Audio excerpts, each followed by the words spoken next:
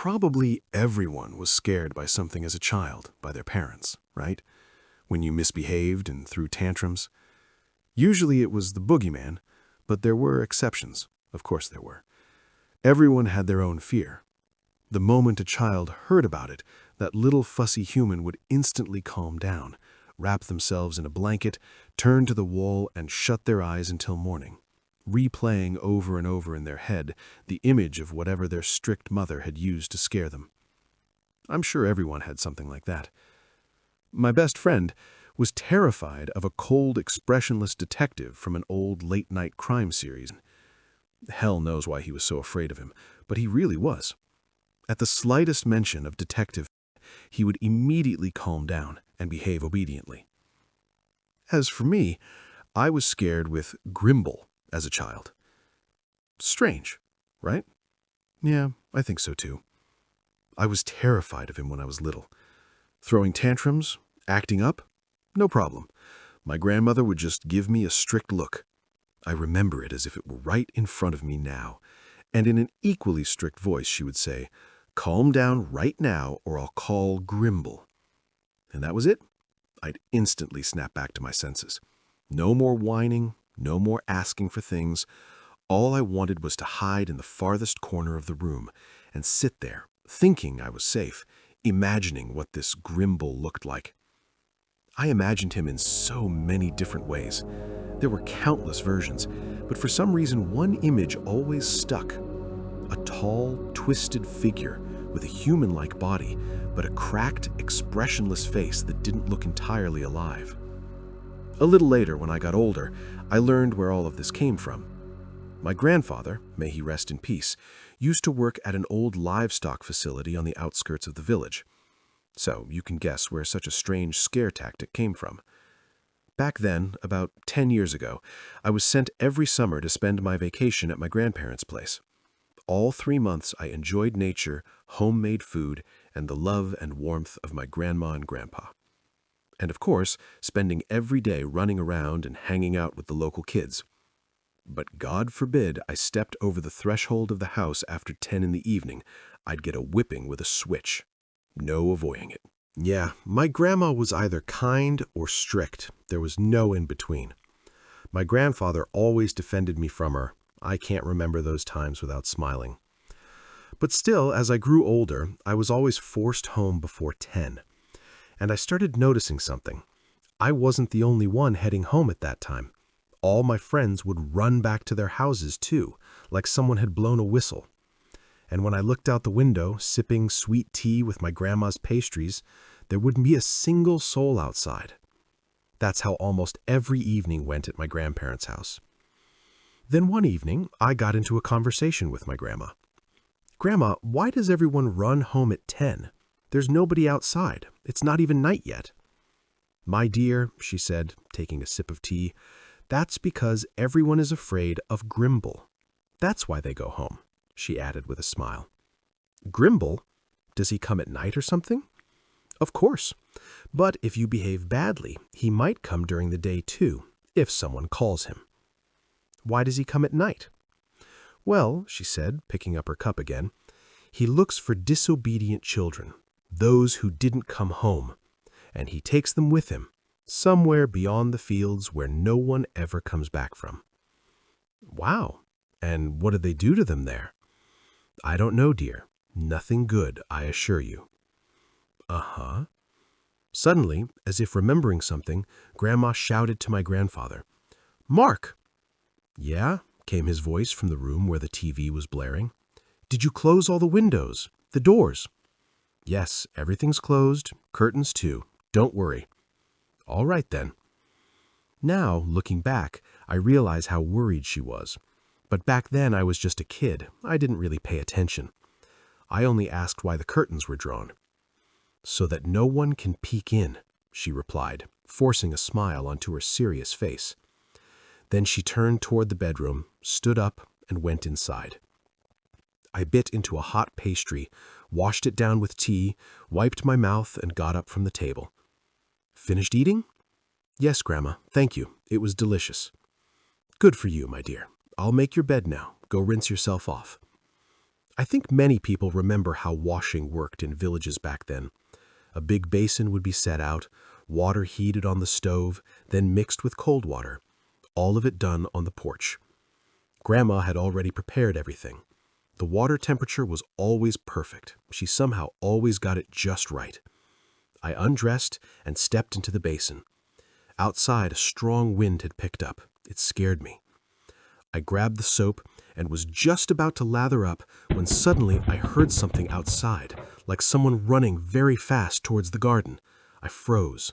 The soap slipped from my hands. I listened. Thought it was just the wind. But no, the sound came again, this time from the garden towards the veranda. And then I saw it. Through the small window, I clearly saw someone run past. I screamed, threw on my underwear in a panic, and bolted into the house. "What is it, dear? Why are you shouting?" Grandma asked, putting down her book and getting up. "Grandma, there's someone outside. I saw someone run past the window. I swear I saw it," I shouted through tears. "Calm down. Did you hear the wind out there? You must have imagined it." But she herself stood there, looking anxiously toward the veranda. Then she said, already clearly worried, "Go to bed, dear. I'll be there soon." Back then, I slept with my grandma. "Okay," I said, and obediently went to the bedroom. But I didn't close the door, just pulled the curtain and stayed by it, listening. Grandma went to Grandpa's room. I remember their conversation almost word for word. "He came again, didn't he? What does he want now?" "How would I know? What makes you think that?" "Daniel came running in crying, said he saw someone in the yard." "And you didn't leave anything for him?" Grandma suddenly slapped her forehead. "I forgot. What do we do now? He won't leave." Grandpa looked at her with despair. "How could you forget?" "I got caught up with chores. What now? He won't leave." "I don't know. He's out there." She pointed at the window. "I'll try throwing something out. Maybe he'll go away." "Better open the veranda door and throw it into the garden. He's used to that." "All right," she said, and went to the kitchen. Grandpa pulled a shotgun under the bed, loaded 2 shells, and followed her. I quickly jumped into bed and covered myself, pretending to sleep. What were they talking about? Who had come? So I really hadn't imagined it. I did see someone. But who? Only one thought came to mind: Grimble. Though I had behaved well, but who knows? Maybe it was for someone else. A neighbor? I lay there, waiting. I couldn't sleep anymore. After about 5 minutes, I got up and went to the window. There was a street lamp outside the yard, bright enough to faintly illuminate everything. If you looked closely, you could see what was happening. And then I saw it. In the far corner of the yard, near the fence, something was sitting. Big. Because of the wind, I couldn't hear much, but I saw it clearly. Then the veranda light turned on and the door opened. The figure stood up instantly. And when I saw its shadow, and then it itself, I thought my heart would stop. Standing there, on the flower bed, was a huge figure. But where its face should have been, there was something wrong. Its features were stretched and uneven, like melted wax. Instead of hands and feet, hooves. Its body was dirty, hairy, horrifying. I ducked down but kept peeking. This was no mask. It was a real, deformed face, too real to be any kind of mask. It began slowly moving towards the house. Grandma threw something wrapped in a dirty cloth outside and shut the door. The creature approached the bundle and began unwrapping it with its hooves, making a low, wet, rasping sound that didn't sound human at all. The veranda light stayed on, and thanks to it, I saw everything in detail. After about half a minute, it unwrapped the bundle and started looking around, as if it was afraid of something. Then suddenly, It turned toward my window. I dropped instantly. My throat went dry. I was terrified beyond words. But my childish curiosity betrayed me. Thinking it was still far away, I slowly peeked again. It was right there, pressed against the glass, staring at me. I fell to the floor. My body went completely numb. I couldn't move, couldn't even scream. Then it started running, jerky, uneven, almost like its body wasn't meant to move that fast, and began smashing the windows with its hooves. The windows were old. After a few hits, they shattered. I still couldn't move. Then suddenly, the door burst open. Grandpa and Grandma rushed in. Grandpa grabbed me and dragged me into the bedroom. Grandma stayed behind. That was the last time I ever saw her. A splash of red hit the curtain. Then a crash. Her scream mixed with the screech of that cursed thing. Grandpa ran after her. I ran after him. In the yard, I saw it. That twisted thing climbing over the fence, dragging my grandmother's lifeless body. Grandpa jumped out the broken window, and stupid little me followed. The creature ran down the street, squealing horribly. Grandpa fired. It fell, then stood up, and ran into the darkness. Grandpa collapsed, screaming, crying bitterly. I sat beside him and cried too. We stayed like that for about an hour. It was freezing, but I endured it. Grandpa probably felt nothing. Then he stood up, gave me his hand, and we went inside. We covered the broken window with plastic and sat at the table. "Grandpa?" I began. "Yes, dear?" "That was Grimble, wasn't it?" "Yes, it was." I got chills. Why did he come? And Grandpa told me a story I couldn't forget. He worked at an old livestock facility on the outskirts of the village. Nearby, there was a dumping ground where dead animals were taken and buried over the years. And after some years, Grimble appeared. People first saw him in the fields. They thought it was just someone in a costume. But then, people started disappearing. And later, they were found dead, far beyond the burial ground. He took many people, Grandpa said, from the farm, from the village. But then something changed. People began leaving things outside at night. Small offerings, anything they thought might keep it away.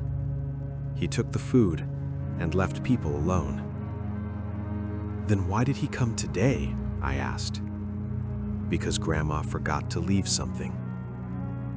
Now I understood the bundle. That's why he attacked. I thought it was because I looked at him. No, Grandpa said. He senses the weakest one and goes for them. But Grandma gave him food. Too late. Then he added, "He's attacked us before. That's why I bought the gun."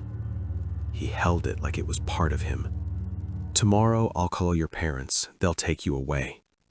"He'll come again," he said. "Why are you so sure?" "Because I won't leave him anything anymore." "He'll attack you." "Don't worry," Grandpa smiled. "I'll be fine. I'll defeat him." "Really?" "Of course." He ruffled my hair. "Want some tea?" "Yes." We sat there until morning, drinking tea. We didn't talk about Grimble again. Only sometimes, remembering Grandma, Grandpa would quietly shed a tear. Years passed. I grew up. I managed to forget that story. Life moved on. Studies, work. I rarely visited Grandpa. Then, 3 weeks ago, he died. He lived almost 10 years after that night. When I found out, I started asking questions and learned the truth. They found him dead on the porch, a deep wound on his neck. In the yard, strange, deep impressions in the ground, like something heavy had been standing there. I knew immediately who it was. A neighbor said she saw Grimble that day. He had come to them too, like always. Grandpa must have forgotten. Or maybe he chose not to leave anything. Near his body, they found his old hunting rifle, cracked along the stock, with 2 empty casings lying nearby, and 2 spent shells. For 3 weeks, I couldn't sleep, couldn't eat, because I knew something unnatural walks in that village, something that shouldn't exist, but it does. My parents went there for the funeral. They haven't sold the house yet, but one question keeps bothering me. He took Grandma away. No one knows where. All his victims were found far away. So why did he leave Grandpa at the house? I don't know. Maybe Grandpa fought back. Maybe he wounded it. Maybe that's why it fled. Nothing is clear. But for the past few days, I've had one thought: to go back there and find out the truth. Tomorrow, my parents won't be home. I'll pack, leave a note, and go. I already know the way.